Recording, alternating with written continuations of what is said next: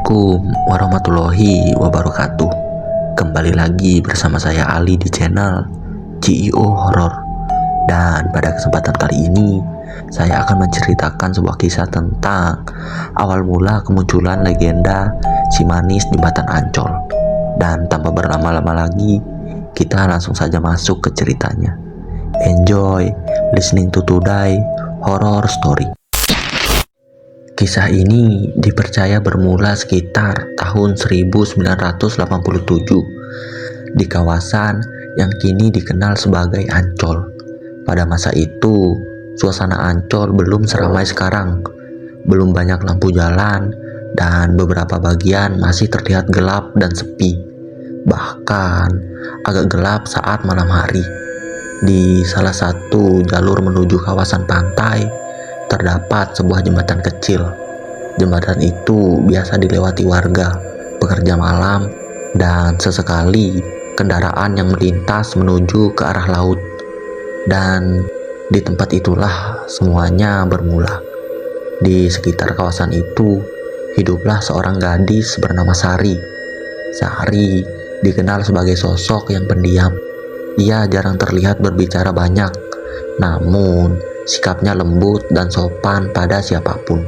Wajah Sari cantik alami, kulitnya putih bersih dan rambutnya panjang hitam terurai. Ia hampir selalu terlihat menggunakan gaun putih sederhana. Karena itulah warga sekitar mulai memanggilnya dengan satu julukan, yaitu si manis. Namun di balik penampilannya yang sederhana, Sari menyimpan kehidupan yang tidak banyak diketahui orang. Ia tinggal bersama keluarganya yang cukup keras.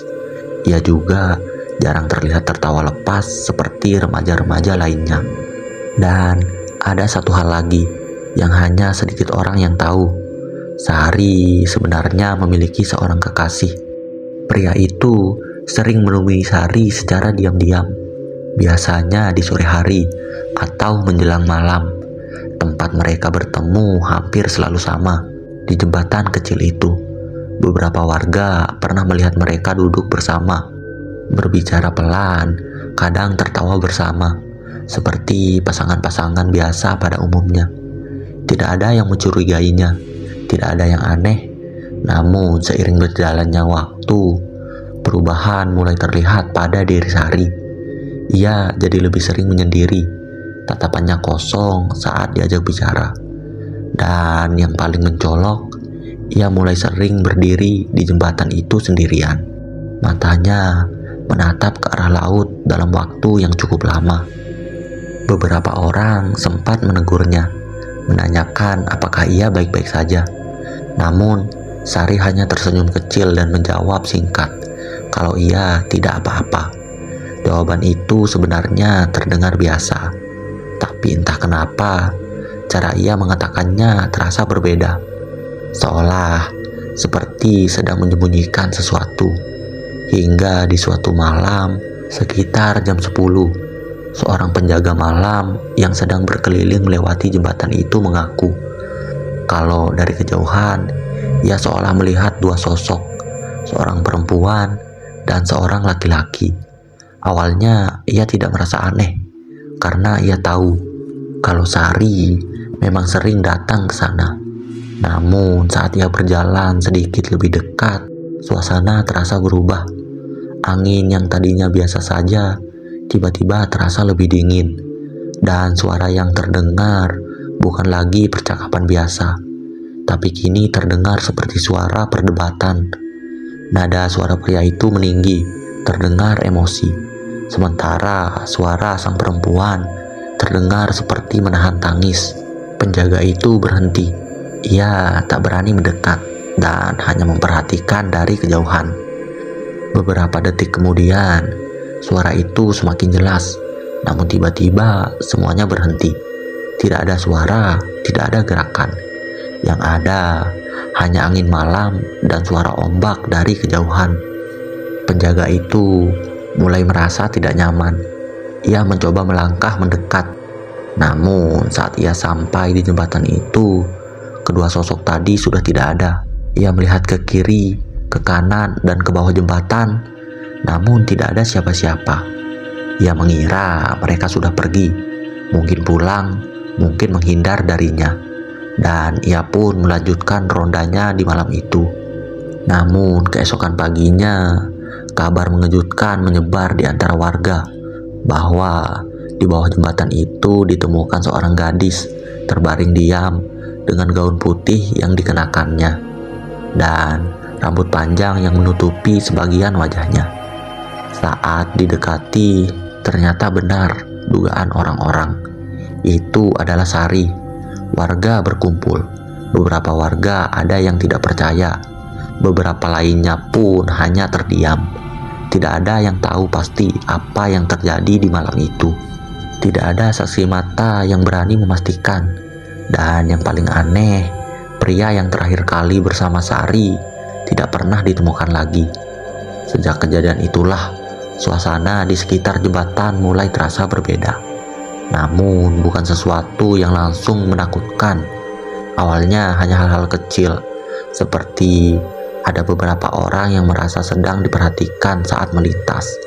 Ada yang merasa merinding tanpa sebab, dan ada juga yang mengaku melihat sosok perempuan berdiri di pinggir jembatan. Dia tidak bergerak, namun saat mereka mencoba melihat lebih jelas atau menoleh untuk memastikan, sosok itu sudah tidak ada. Sebagian orang menganggap itu hanya perasaan, sebagian lagi memilih untuk tidak membahasnya. Namun, ada satu hal yang mulai terasa pasti, bahwa sekarang suasana di jembatan itu tidak lagi sama. Dan tanpa disadari oleh siapapun, apa yang terjadi pada Sari di malam itu bukanlah akhir dari segalanya, melainkan awal dari sesuatu yang perlahan akan menampakkan dirinya. Beberapa hari setelah kematian Sari, suasana di jembatan kawasan Ancol belum terasa berbeda. Orang-orang masih melintas seperti biasa. Kendaraan masih lewat, penjaga malam masih berpatroli. Tidak ada yang aneh. Seolah tidak pernah terjadi apa-apa di tempat itu. Namun perubahan itu tidak datang dengan tiba-tiba. Ia muncul perlahan, hampir tidak terasa. Awalnya hanya satu orang yang mengalaminya, yaitu seorang penjaga malam yang biasa berpatroli di sekitar jembatan. Malam itu seperti malam-malam biasa, sepi, angin laut berhembus pelan. Tapi saat ia berjalan melewati jembatan, ia merasa seolah suasana di jembatan itu terasa berbeda. Bukan karena melihat sesuatu, tapi karena ia merasa tidak sendirian. Walaupun langkahnya tetap berjalan ke depan, tapi perasaannya mulai tidak nyaman. Seolah seperti ada yang memperhatikannya dari dekat. Ia berhenti sejenak dan menoleh ke belakang. Tapi kosong, tidak ada siapa-siapa. Ia mencoba menenangkan diri, mencoba berpikir positif bahwa itu hanya perasaan buruknya saja. Namun, saat ia kembali melangkah, ia mendengar sesuatu. Seperti ada suara langkah yang mengikutinya dari belakang. Suara itu pelan tapi terasa. Ia berhenti lagi, dan suara itu juga seolah ikut berhenti. Saat ia berjalan kembali, suara itu kembali terdengar. Kali ini lebih jelas, seolah semakin mendekat. Dengan perasaan tidak enak, ia memberanikan diri menoleh cepat ke belakang. Tapi tetap saja tidak ada siapa-siapa di belakangnya. Namun saat ia hendak kembali berjalan, dari sudut matanya ia seolah melihat sesuatu. Seolah ada seseorang yang sedang berdiri di pinggir jembatan. Sosok itu terlihat seperti seorang perempuan, diam tidak bergerak. Rambutnya panjang menutupi wajah, dan pakaiannya terlihat putih di tengah gelapnya malam. Penjaga itu membeku. Ia sangat yakin kalau beberapa detik yang lalu tidak ada siapa-siapa di sana. Karena penasaran, ia coba memanggil, "Mbak," tapi tidak ada jawaban. Perempuan itu tidak bergerak sama sekali, walaupun angin bertiup kencang. Rambut perempuan itu seolah kaku dan tidak ikut bergerak saat ditiup angin. Dan di saat itulah penjaga itu mulai merasa ada yang tidak wajar. Ia mundur perlahan tanpa mengalihkan pandangan. Dan saat ia berkedip, perempuan itu sudah tidak ada. Seolah tidak pernah ada siapa-siapa di sana. Malam itu, ia memilih untuk tidak kembali melewati jembatan itu. Namun kejadian itu bukanlah yang terakhir. Di hari-hari berikutnya, mulai muncul cerita-cerita lain. Seperti ada seorang pengendara motor mengaku melihat perempuan berdiri di sisi jalan. Saat ia mendekat, perempuan itu perlahan menundukkan kepala. Bukan seperti orang biasa. Gerakan perempuan itu terlihat sangat tidak alami. Karena merasa merinding, pengendara itu pun mempercepat laju motornya. Namun karena penasaran, ia pun melihat ke kaca spion. Dan perempuan itu tidak lagi di pinggir jalan. Kini ia terlihat berdiri di tengah jalan, tepat di belakang motornya. Jaraknya terlihat sangat dekat, seolah hampir menyentuh bodi motornya. Spontan pengendara itu langsung menoleh ke belakang, tapi semuanya kosong. Tidak ada siapa-siapa di sana. Namun sejak malam itu, ia tidak pernah berani melewati jembatan itu lagi. Lama-kelamaan, cerita horor mulai menyebar. Namun masih samar, masih terasa seperti kebetulan. Hingga akhirnya, di suatu malam ada seorang supir yang melintas tengah malam di sekitar area jembatan itu. Ia mengaku melihat perempuan berdiri di pinggir jembatan. Sopir itu menghentikan mobilnya, bukan karena kasihan, tapi karena perempuan itu berdiri seolah menghadap ke arahnya, diam tidak bergerak, seperti orang yang sedang menunggu seseorang. Setelah mobil truk kontainer itu berhenti, perempuan itu juga mulai terlihat berjalan mendekat ke arah mobil truk. Langkahnya pelan, sangat pelan, sampai-sampai tidak menimbulkan suara sedikit pun. Sopir itu tidak berani membuka pintu. Ia hanya diam, menatap ke arah sosok yang mulai mendekat itu. Dan saat perempuan itu sudah cukup dekat sampai lampu mobil menyorot wajahnya dengan jelas. Wajah itu terlihat pucat, matanya terbuka namun kosong. Dan yang paling aneh, mulutnya seperti ingin mengatakan sesuatu, tapi kata-katanya seolah tertahan dan tidak bisa keluar. Karena panik, sopir itu pun langsung menginjak gas untuk meninggalkan tempat itu. Namun beberapa meter kemudian, ia merasa ada yang tidak beres. Ia pun melihat ke kaca spion tengah, dan disitulah jantungnya seolah berhenti berdetak. Ternyata perempuan itu sudah duduk di kursi samping, diam tidak bergerak. Karena kaget dan ketakutan, sopir itu pun langsung menghentikan mobilnya. Ia keluar untuk lari menjauh. Karena sangat ketakutan, ia pun meninggalkan mobilnya di tengah-tengah jembatan.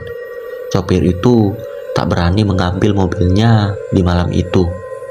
Dan sejak kejadian itu, orang-orang mulai percaya satu hal, bahwa kematian Sari tidak benar-benar mengakhiri segalanya, tapi seolah jiwanya masih tertinggal dan berkeliaran di sekitaran jembatan itu. Arwahnya seolah tidak mau diam. Ia mulai sering muncul, perlahan, mulai terlihat, mulai mendekat. Dan yang paling mengganggu, ia tidak selalu muncul di tempat yang sama. Kadang di bawah jembatan, kadang di pantai, dan kadang di tengah jalan.